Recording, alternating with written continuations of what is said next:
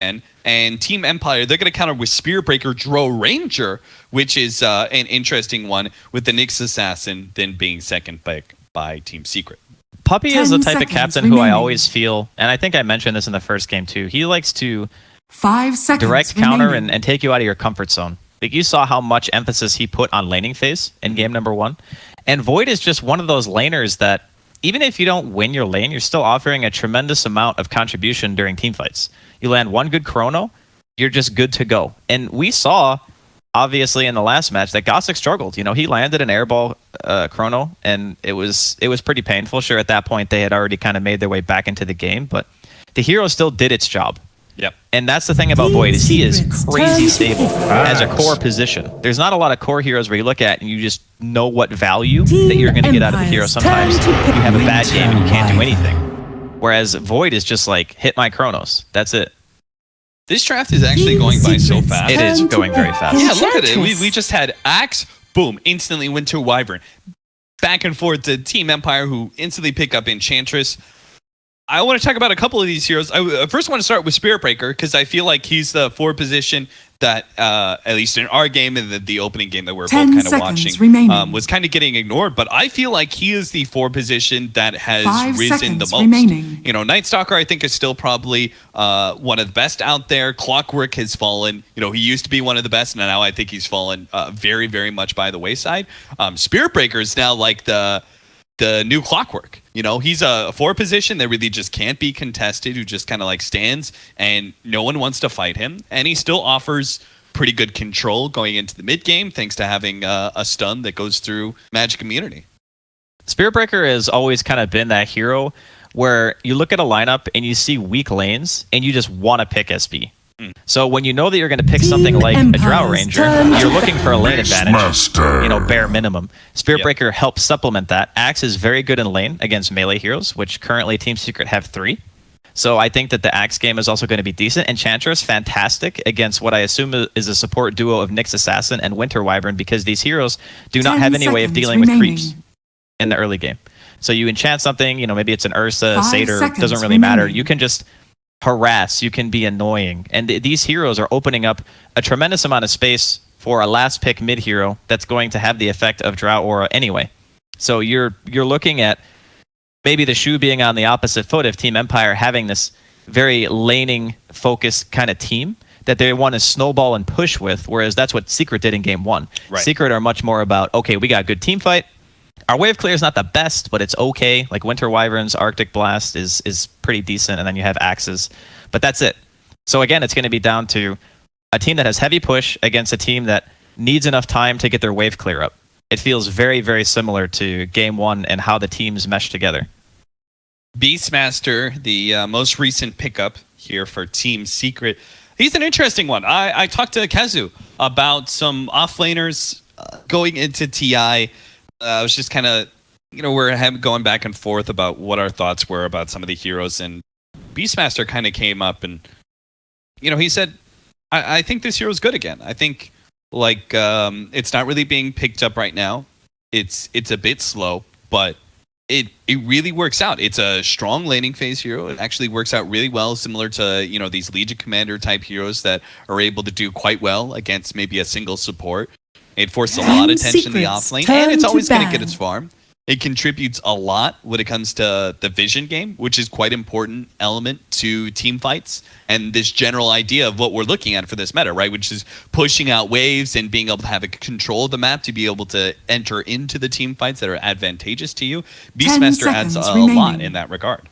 I think he is probably one of the only heroes in the game besides Doom who just most of the time solely, you know, you either go the Necrobook build Blink or you just buy ores. Like you just build like Vlads, you get your Solar Crest, you get your drums, you build your AC or whatever. You're a walking buff for your team.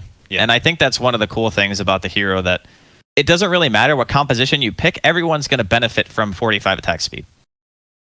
You're going to be able to push. You can be the hero who sits in the side lanes. Not a lot of, I guess Darkseer, for example, could do that. Obviously, it's banned this game, but there are some offlaners that can sit around the map and be kind of what Resolution was in game 1 to Empire, being that presence who's always just constantly push. You have Hawk vision, so it's very hard to gank you as well. So even if the hero is slow, he is very versatile. He's good in team fights because BKB lockdown. He's good at providing vision. He can split push. There's not really a lot the hero can't do. He's just not particularly amazing at anything. Last pick for Team Empire. Their mid is going to be a Medusa. So they've got a Medusa Drow Ranger strategy, but they're fighting into a Phantom Lancer, one of the known counters. And I think he's been in, I mean, I've been seeing him picked up in a lot of high-level pubs lately. He actually seems pretty good. And he's a great counter to the Drow Ranger and can potentially rip through the Medusa as well, thanks to Diffusal Blade. Obviously, there's that interaction where you've got the FN can use the Stone Gaze, and that will end up killing the illusions. But I think you don't really care overly much as Phantom Lancer about that mechanic. You can still have Doppelganger. So he's grown a little bit on me for sure, the PL. I think situationally, the team has very limited AoE on Empire. So sure, you get your Axe Call and then a Snake. 5 seconds and maybe if remaining. SB like charges through everything. That's the extent of your AoE right now on the side of Empire. So PL's always, since the change, had this very weird timing to me where he goes from being pretty weak to crazy strong for like 5 to 10 minutes, and then he's just not really the same presence for the rest of the game. And it doesn't matter how many items you get, because the illusions nowadays just do a whole heck of a lot less than they used to. Yeah, I feel like he's definitely a very mid-game focused hero, whereas in previous iterations of Phantom Lancer, he was looked at as one of the great late-game heroes. So I do feel like his timing is a little bit oriented towards earlier in the game. It also may not have the greatest synergy, this lineup of Team Secrets. You've got a Faceless Void with Beastmaster, which is kind of cool, right? You've got the extra attack speed for very much appreciates that. And same goes with Beastmaster with Phantom Lancer. But you have a Phantom Lancer with the Chronosphere, which, you know, any classic melee hero is not going to have a fantastic time with.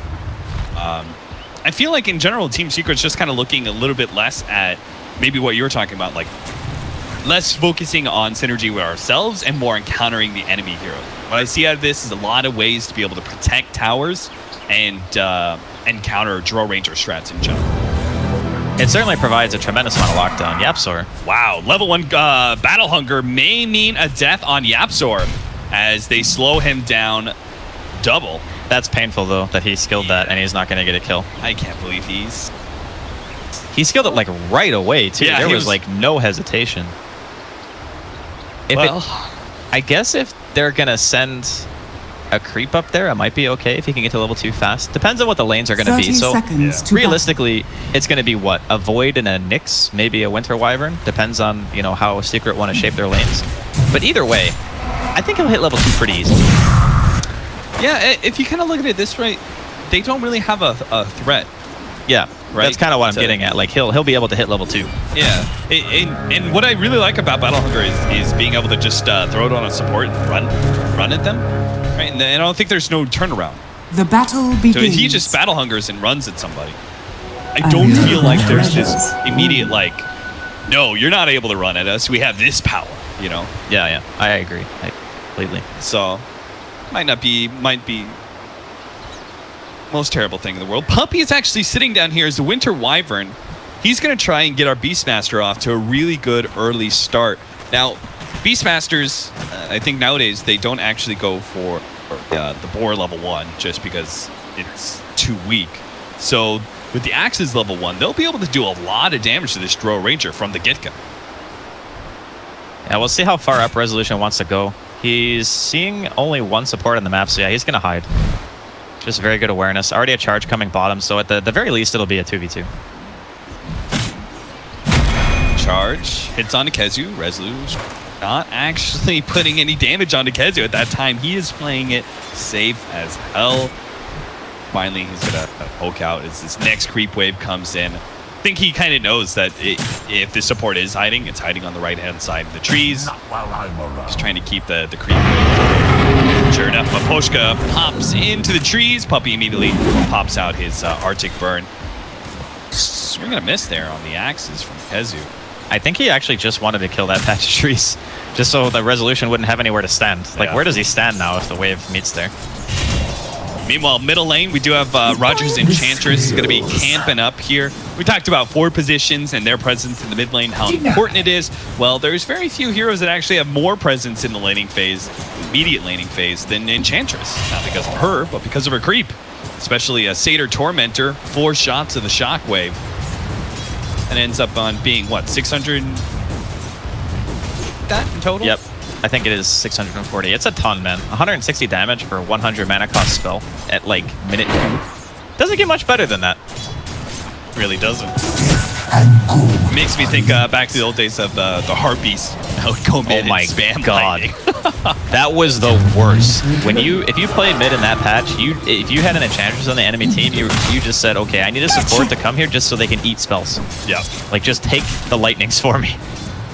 And also hope for a little bit of RNG that he just didn't get the Harpy in the first, like, 2 camps.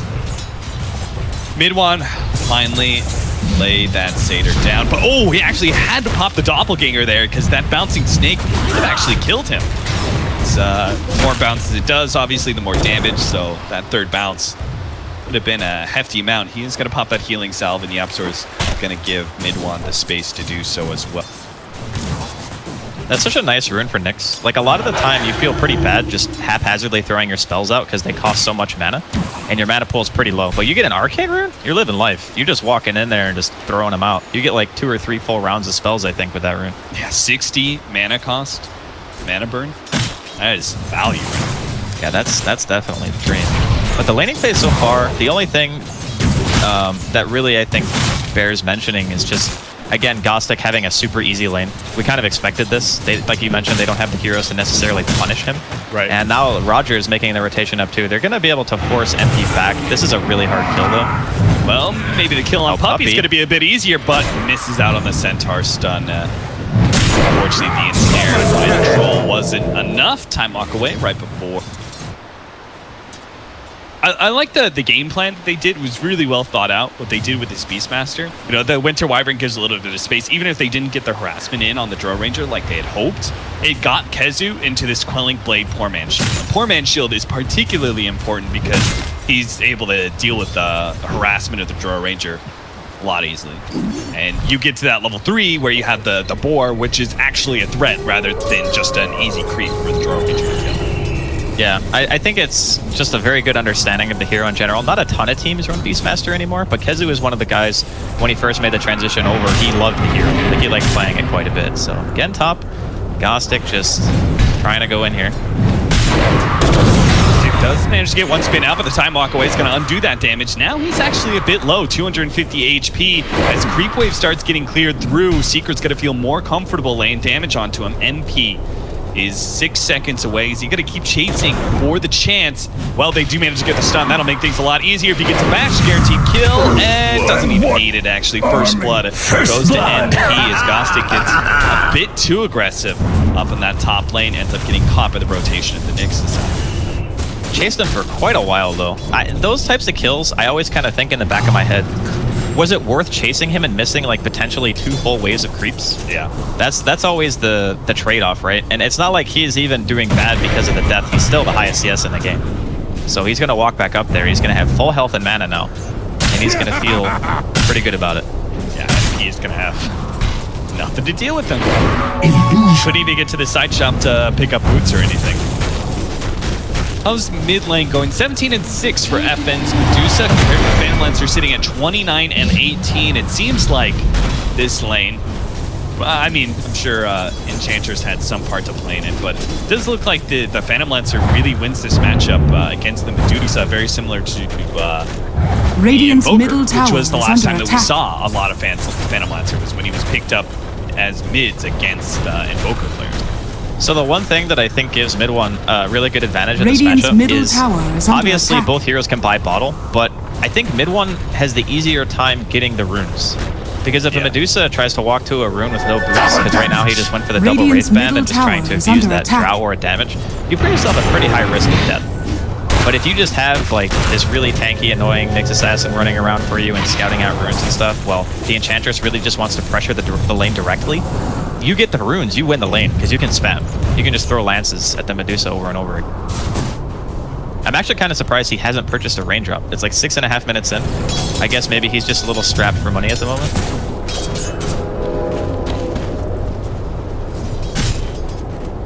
Enchantress, Raju going to make his next rotation. Looks like the bottom lane where Kazu is going to return. He was a brief little moment there in the jungle. Show Up now is about to pick up his level 6. Resolution just grabs his, so that's obviously a huge increase in damage for everybody involved. Radiant side, top lane, bit of a dive here. Puppy.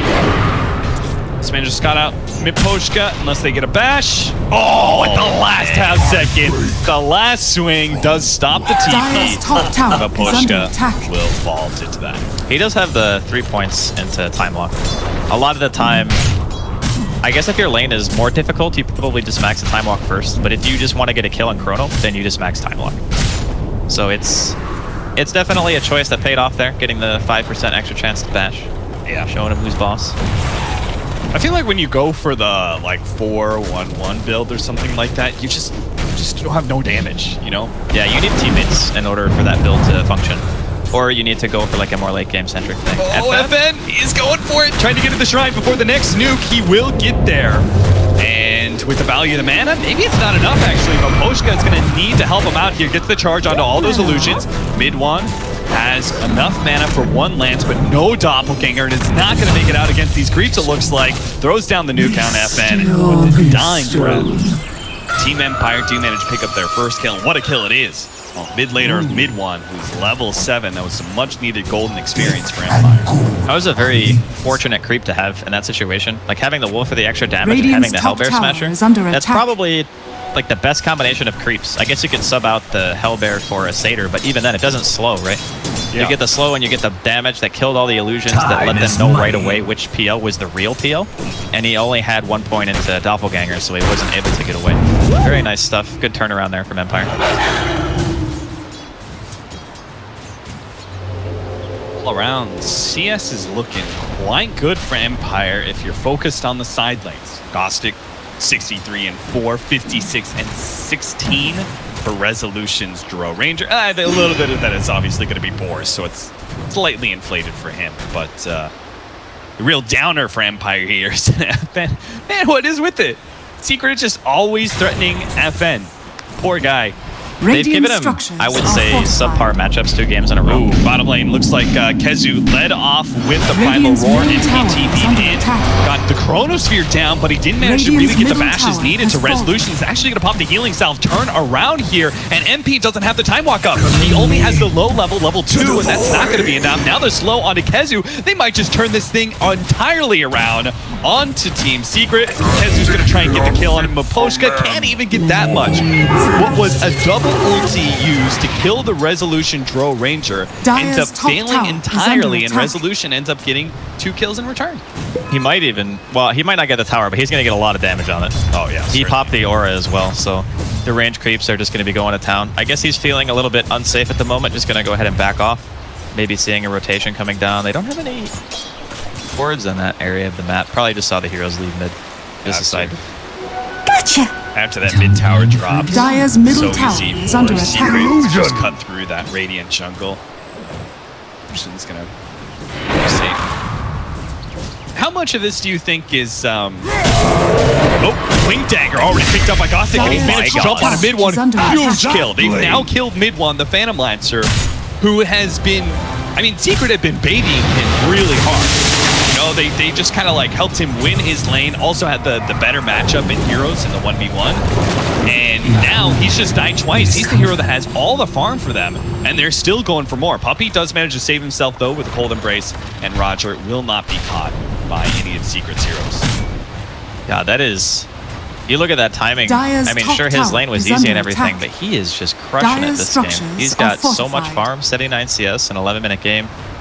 Even with the 1 death, you know, the safe lane tower as well on the side of Secret's going to be dropping here. Just really nice reaction overall, and immediately recognizing, hey, Secret reacted to this mid gank. Just TP top, you know, go kill the tower, get the bonus objective. We forced a reaction, let's punish it.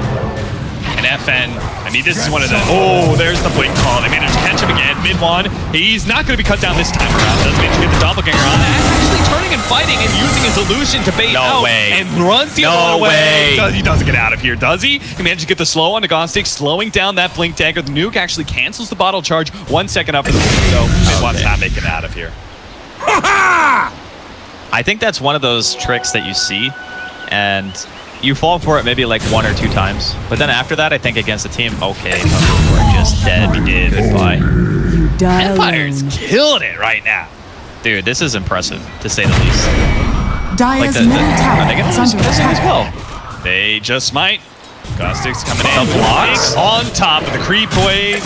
Making it so much sweeter. Who needs Clone Blade? Don't need to use that mana if you don't have to.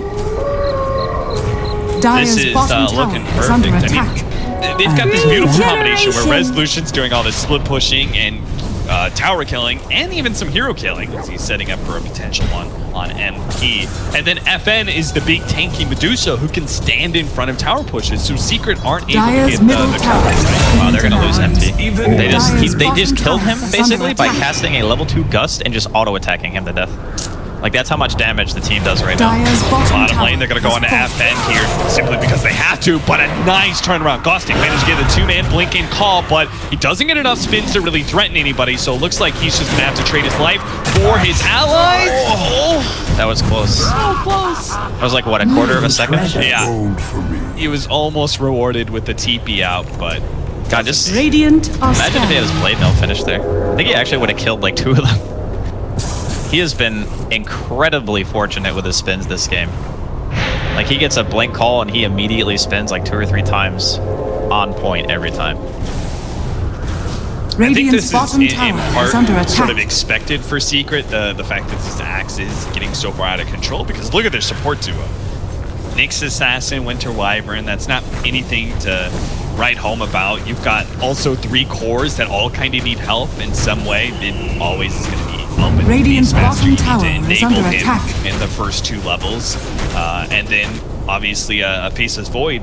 He may Radiant have some structures are survivability, fortified. but he's certainly going to need Radiant's some help bottom against the axe. tower is under It attack. felt like there were just too many problems in the laning phase, that they were never going to be able to shut down all 3 of the cores.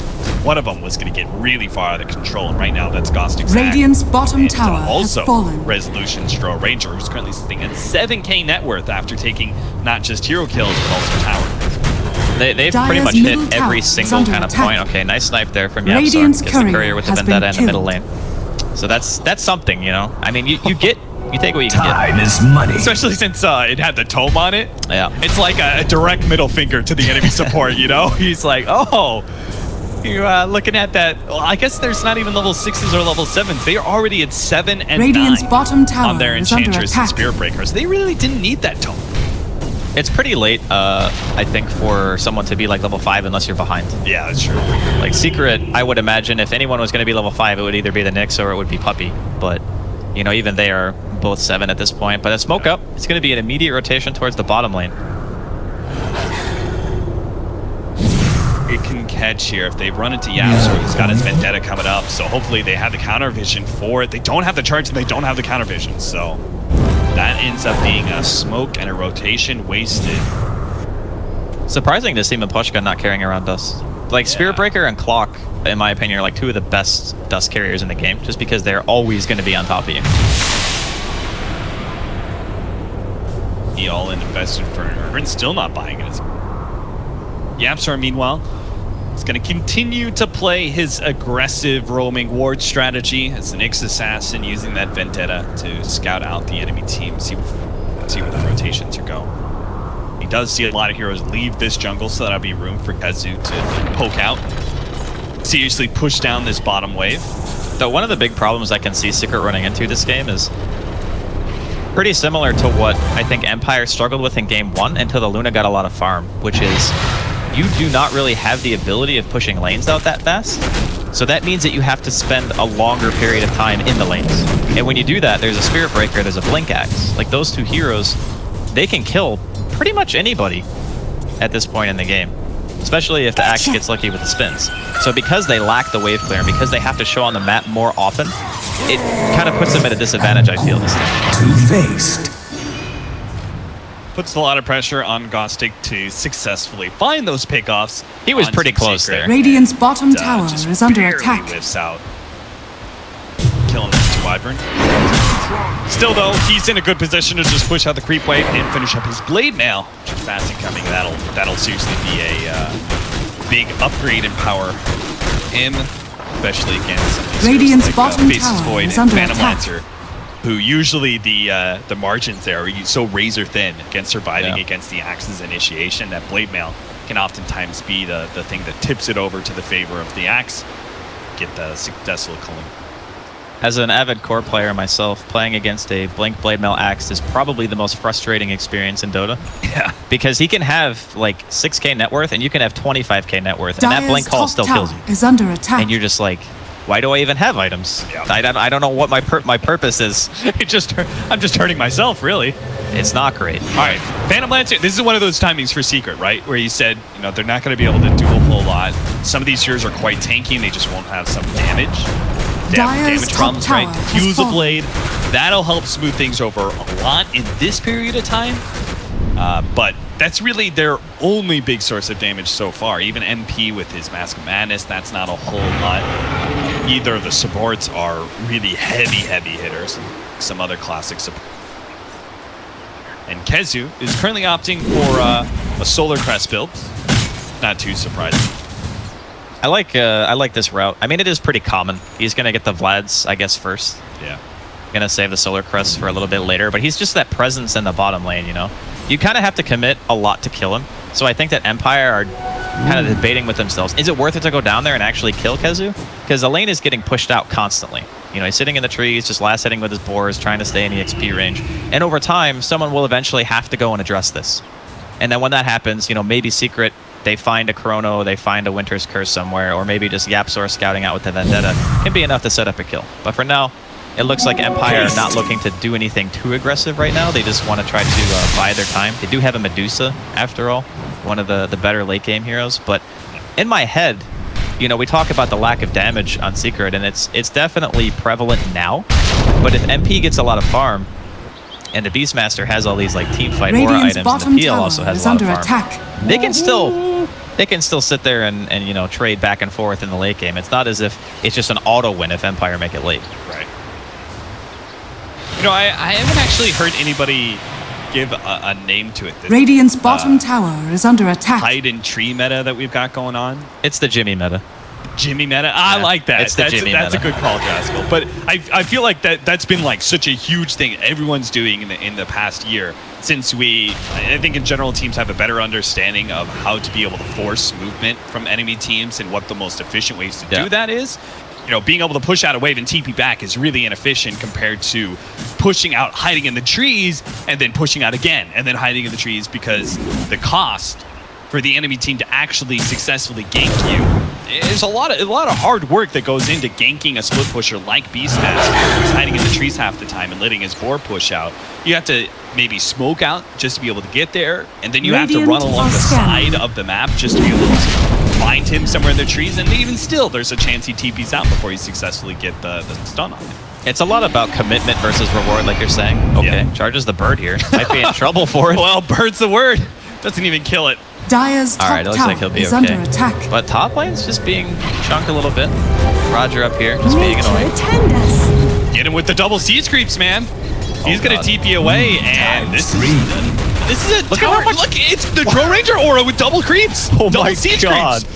Okay, Secret, Secret's gotta be a lot more aware of this strategy, because they can't let that happen again. If they lose a tier 3 for free like that, what a blow it would be to have your shrines taken away so early in this game. That really reminds me of the Alacrity Brewmaster that Wings did. Yeah. And they played it against, I think it was EG, right? Yep. And they were just like, our mid-rax is dead. That was literally their voice communication. They just looked at it, wait a minute, our mid-rax is gone. What happened? Mm-hmm. That was a crazy game. But yeah, it's something you don't see very often, and it's kind of one of the things that makes you just keep coming back and playing Dota. It's stuff like that. Even just those 2 catapults with the Drower. You don't think about it, right? Yeah. It just happens. And then because it happens, you have to remember that it's a possibility. And at this point, you know, Secret's still trying to buy themselves a little bit of time. MP is working towards, it looks like a Shadow Blade right now, so he'll start to have that initiation potential, and he'll also do a little bit more damage. And then you have just the Kezu Beastmaster, he's camping down here. This is his life now. Yeah. So he's going to keep going. He's actually thinking about Blink Dagger, which make it harder for them to actually gank him, but Beastmaster with Boots of Travel makes him a lot faster here. And I don't mean movement speed only. I mean the fact that he's just always going to be able to push out that bottom lane and still be able to join his team for top lane fights, vice versa. Yeah, I like the bot's choice. It's just such good synergy with your own hero. Like, you can just bot to a Hawk. Yeah, I like that play too. You bot behind somebody, you know, they're not ready for it. You get a quick roar on a high priority hero, you just kill him right away. That was all the rage. Remember the Hawk was faster than heroes? Oh my god. That was like, that hero was so broken back then. Smoke charge in. They're going to lead on to Puppy here. This should be a freebie. Doesn't look like Team Secret to get a whole lot more else unless they found Maposhka, or sorry, Maposhka found, yeah, sorry. Managed to get the charge onto him. Man, look at this build from Resolution. This is not the norm. No, certainly not. A full-on anti-Phantom Lancer build. It's anti-Phantom Lancer, and it's also an insane amount of lane pressure. Once he finishes that build, you actually push really fast. You get the extra Maelstrom procs, obviously. You have the Aghanim, so your arrows split off, and they also get the benefit of cross arrows too. It's just so uncommon to see that item that I think people might actually forget that. But when you can slow all those heroes by 64% just by auto-attacking, good luck running away. Like, you're just not moving. Which means Secret desperately need to be able to find the initiation in these games where Shadow Blade Dire's middle tower is all under the more attack. important. Maybe because there's Blink Dagger as well, and they're still trying to farm those items up. Mid one, how's he doing in farm? He is going to go for the full out Manta. What are your thoughts on Aghanims here for this game, knowing that Empire is going to be pushing into you a lot? I think Aghanims is great for delaying, and I think it's also great for pushing. Definitely better than Manta, I think, on a hero like PL, where you get like the talent that gives you the extra Spirit Lance damage with the Aghanims, and it's strong. Yep, going in. Does manage to get the Spike Carapace off, stalls up. It looks to be his death. That man popping the Stone Gaze makes it pretty easy. Also get Puppy here. Big one coming in. I thought that, you know, that was just a giveaway support. Team Secret, a little bit of save a friend syndrome, may lose more than just their two supports. Resolution trying to chase down Kezu right now. Not going to be able to spot him out in time. Nice loop-de-loop into the trees. And away from that stunning Maposhka. Dire's middle tower is under I think attack. Secret are getting a little bit, not necessarily desperate, but they're nervous, and they're like, okay, we need to find an opening. Because in the first game, Secret were the ones who were kind of applying all the pressure for a very long period of time. Might say Chrono here mid though, Shadow Blade and no Sentry. Chronosphere on to 2. They are going to try and chase down Maposhka while MP puts the damage on Roger. Not quite enough there. Meanwhile, Gostic managed to get the control on a mid one. Does manage to get the Doppelganger just in time before the stun with the Cold Embrace there. They are going to be able to keep him alive. He's silenced up now, though. Resolution actually taking up Puppy's ultimate. Give him a little bit of space for mid one to be able to get away and help claim that kill. Secret only get 2 off of that. Just the 2 supports of Team Empire off the Chronosphere, but it's still space and time. Give it to them. That was a really nice ult from Puppy. Just recognizing, you know, if he didn't throw that out mid one, most likely would have just died. So manages to get out with the use of the Phantom Rush. Did he actually get the kill? Oh, yeah, there's a Sentry, but Sentry over here is actually the Radiant one, so they don't actually catch Yapzor at all. In fact, it's Resolution almost gets caught. They managed to get the dust out finally. The call down, but didn't actually hit mid one, so he gets the Doppelganger down. It's just going to be able to run down Resolution. Finishes him off. Most of the Secret down to half HP, though, but do they have the damage to actually finish up these heroes? Especially with Nidwan playing the in and out game. Nice! Another Doppelganger as he forces out the call. Dancing circles around Gostic. He had so much trouble with him earlier. Looks like they're still going to lose Kezu, though. So a 1-for-1 core trade-off. Well worth it to Secret's favorite, though. It's Resolution. The big-time net worth leader. Dire's middle tower is under attack. Without that Drow alive, they lose a tremendous amount of damage. Like Medusa and Enchantress are predominantly right-click heroes. Yeah. You don't have the aura on top of that, you're going to feel pretty bad about it. Maposhka's going to get spotted here. He was going on a warding mission. He's going to pay with his life. He's got the charge, but obviously will not get away from Nyx's Assassin. It's one of the great things about him. Counters any of those trust me, type heroes. I know how much you like that hero. I've seen it. Oh god, hope you haven't seen the bad games of Nyx's Assassin. You know, that's the thing. You play Nyx's Assassin, no matter how good you are with it, you always have the bad games of Nyx's Assassin. And those games just snowball. You just like can't hit a stun, and you're just like, oh my god, please. You just start tilting yourself. You're just like, it's like, I always say like the first hook shot and the first Nyx Assassin stun are like the most important stuns of the game, right? Because if you start off and you hit that, you feel good, you're gonna feel confident, and you're gonna keep hitting them. But if you miss that one, it could all go badly. Thank God the Yapstar is playing it and not either of us. You know anything about Yapstar? He's certainly a confident person. Two-man Chronosphere on the edges too, so mid one can even get some damage in. FN is able to get off the Stone Case, but not in time to be able to save the axe. Stalls up all these heroes, but he was also stunned up by Kezu, so his retreat is not going to be imminent. He's running out of mana fast. He does have the Aegis, and here comes Resolution setting up here. Where does he want to go to? He's biding his time. They're going to start going on to Roger. Resolution trying to pick his target. He wants to go for Puppey in the backlines, it looks like, but he's just not going to be able to get close enough. So instead, they just give up Roger and keep the Aegis alive on it. It seems like they were really trying to fight that, and then they just decided at some point that it wasn't worth it, and it was better to just run away because no chrono. Someone probably made the call, hey, let's try to go in, and then someone else said, no, we just want to try to, play it a little bit slower. Our Medusa Aegis is gone now. Yapstar is going to be scouting that out, so they'll have the information if they want to try to go for another fight soon. But I really think that Secret kind of need chrono. If they don't have it and they take like a large-scale fight, could be pretty bad. Especially since FN, he's actually beginning to become a real hero. He's got the SMY Lincolns that's just kind of okay. The Drow Ranger Aura, it actually makes him a viable threat in some of these fights. Some still gonna kind of get ignored, but it's at least output some damage. He gets this next item though. I feel like it's a third item and finally says, all right, Deuce's online for team fight. She is a contributing factor. That's the thing about these types of heroes. It's very hard to gauge like how much they're really doing in fights. Medusa's interesting because she still can hit pretty hard with like Mystic Snake, for example. You get like a third or fourth bounce or even a fifth bounce hit, and it actually does an insane amount of damage. And then you also provide this unique utility of even if you have BKB, you just really cannot be damaged for like 7 full seconds, because if you look at the Medusa, you just get hit by the Stone Gaze. And the great thing about their lineup is that a lot of their damage is not reliant on magic at all.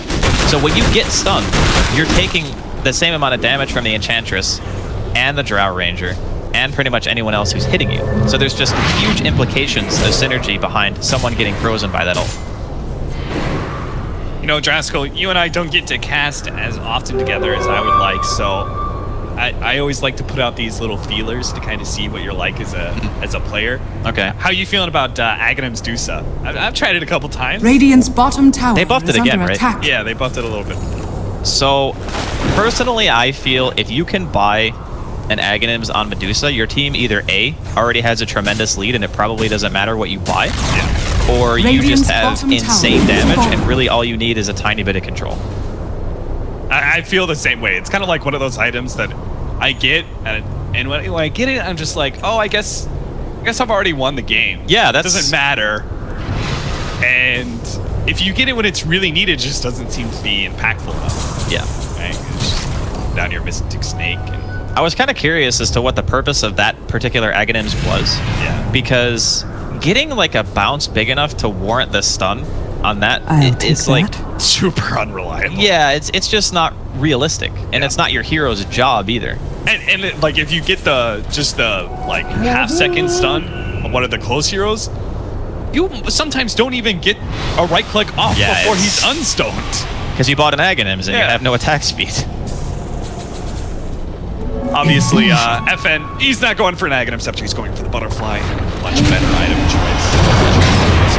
Charge in the bottom lane. Oh, that looks like Chronosphere going to be used to kill a Spirit Breaker. So I'm sure Empire aren't going to be too threatened by that. Secret is just going to take the free kill and back away. This is a little bit of a strange choice, though, I feel, because, okay, you chrono to kill the SB. The chrono cooldown, I guess, it's, what, 2 minutes? 125 seconds. So, in this scenario, it'd be okay. They get that is not synergy whatsoever.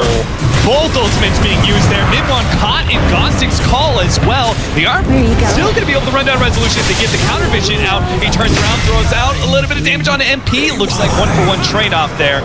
Oh, Puppey unable to make it over the trees, but that's okay. They're ignoring him anyway. They're going for Yaps, or instead, nice 3-man stun. And Mid-1 can actually come in here and clean up. Ghostic's already low enough. And Mid-1's low too, though, so he doesn't want to commit. He was going to try and commit, but he's not able to finish him off the boards. He's actually going to die instead. Empire hold pretty damn well, thanks in a large part to Team Secret's utterly bungled initiation.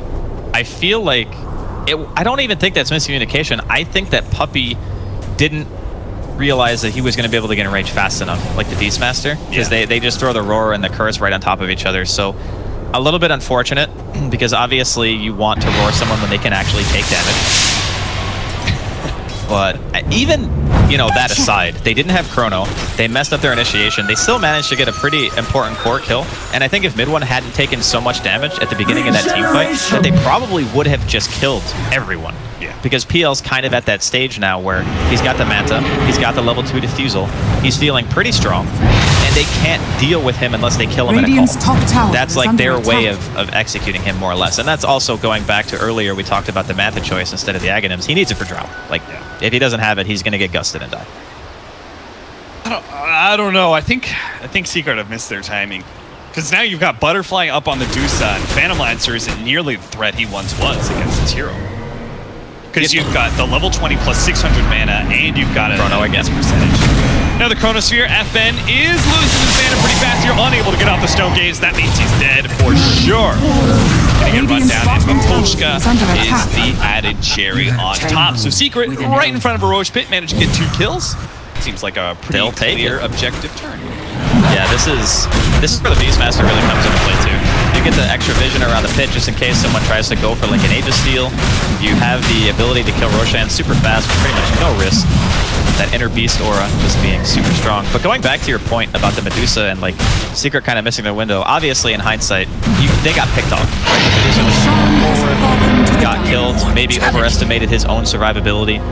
But playing against the Nyx as Medusa, you never really feel like you're the ultimate tank. That's true. You never get to that. And I mean, sure, you've played against Medusa as well, being Nyx. You just always like, yeah, when they go in there and mana burn that guy. And then your survivability just goes down the toilet. Because not only are you taking damage, but you're losing mana and taking damage at the same time. It's just brutal. That's why he's buying that BKB, right? Because he just needs to. Opening initiation on the Ghostic. Wow, chance for call there, that's for sure. Now an extra pickoff. More staff helping defend Resolution. Mapochka also pushes the enemy heroes back, but the Perk's going to be able to slow down Resolution. These cores to be able to catch up, get on top of him. Puppey's going to go for one more. And yeah, I think he's dead too. Roger's gone, and Secret just off the game of pickoffs. I've just maybe taken a full lane of Rex, maybe are in a position to straight up end the game sort of scenario. Everything was looking so good for Empire 5 minutes ago, and then tower has fallen. The domino effect. Yeah. One pickoff leads into Roshan.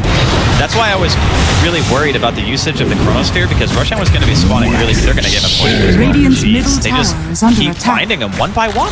This is at least 2 Radiant's lanes of middle Rex, right? tower 40 has fallen. seconds. They're going to get bottom too, yeah, I would imagine. Well, Axe being alive, does Radiant's he go middle for it though? That's barracks the thing. has fallen. Like, do you value your life Radiant's that much middle not having barracks are buyback and under just say, attack. okay, I need to wait because there's a tier 2 top? Well, he's not really going to get a good Radiant's opportunity bottom with that tower aggressive is board under late down attack. by Radiant's Yapsor, middle so... barracks And the has board too. fallen. Yeah, looks like it'll go down. Yeah, they're just going to wait it out.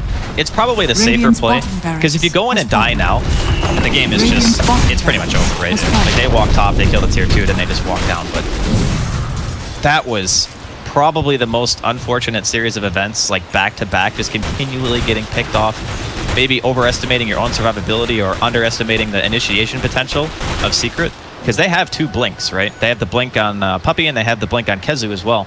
So they can close the gap with pretty fast timings. It's just sometimes you feel like you're in a great spot. You overestimate yourself just that one tiny bit, and an experienced team will almost always punish you. Death and good More of a Venom from the side shop, and that will be Mid-1's Shiva. Excuse me, Scotty. Scotty, yeah. Man, why are there 2 frost items with starting with an S? I don't know. It screws with my... Double damage! I mean, they're fictional characters already, like even outside of Dota. So, and they are Radiant's kind of bottom frost shrine themed, I is under guess. attack. Although Scotty, I'm not as sure about. I know less about that. I can't tell you the number of times that I've seen like get in with the Scotty slow when it's Shivas. Yeah. And when somebody picks up like Time is money. the Scotty, I say they picked up the Shivas. It's okay. I'm really bad with like confusing player names sometimes. Like I'll call somebody by a different name, and that's way worse than missing an item. So. Gostic does have a BKB, so he'll be okay or not. Ketsu does have the Primal Roar ready to go, so slows him down. That's a 10-second BKB, as well as Axe and his BKB on cooldown. 50 seconds and 60 seconds, respectively, which means Team Secret just run down it. Run down that tier 2, go straight for the top lane of ranks, get those megas. Radiant's Team top Empire tower are is going to be under forced attack. to a 4 versus 5 high ground defense, most likely. This is really troublesome. The PL pick has come in huge this game as well. Mid one, obviously a fantastic player, but you give him something like this Radiant's where top tower he can really is push the falling. limits, just be in the fight as long as humanly possible, because that's really what PL wants. He just wants to be in the fight, burn all your mana, just be that constant nuisance you caught can him. see. Yeah. FN's dead. He has buyback. Yeah, he does. Fortunately, this means, while it may cost him his buyback, they will at least have a 5-on-5 from this tier 3. Maybe at least the racks, I'm not sure. How fast Team Secret can take down this tier 3, because it's going to be pretty fast. Yeah, he has to buy Radiant's back. top Like, tower they can't is let this under die. attack. There we go. Radiant structures are fortified. With the glyph, they'll defend that tier 3. It looks like they caught copies, so... It's a 1 pickoff. Team Secret not going to be able to end the game, or at least attempt to do so just yet. Like this gem picked up in the Beastmaster. Actually still kind of trying this one out. They do manage to get the stun, but the Stone Gaze goes off first. That's huge. FN will stop Secret's attempt to go on him, but they need to follow up. They need to be able to catch these heroes. Midwan is going to be caught here, but the Primal Roar goes down before Gossip can actually get off his call, which means Midwan has the free space to lay out some damage, especially with that doppelganger. He'll rip apart Roger, turns towards Resolution, gets the push back, but he's not going to make it far. Gossip trying to defend Resolution as long as he can, catches MP, but MP eats the cheese, and now he's got Time Walk up as well, and Resolution just cannot be saved. These heroes just keep running at him, and Empire cannot stem the flood of heroes. They're going to get overrun, and Empire are going to lose game number 2. Secret look a little shaky for them early games. He went just the exact opposite for game number 1. Secret looked solid in the beginning, ended up losing it. Looked shaky in the beginning, still managed to win. I guess the theme of this particular series is pushing really fast. Just, I guess, I don't know. This game was a bit different though because Empire had a tangible lead.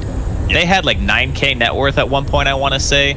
They had map control. They were winning pretty much, I guess, the side lanes. And then obviously mid one was doing pretty okay in middle. But at some point, just that middle push, FN being really far out, getting picked, losing Roshan, getting picked again, getting picked a third time, and it's just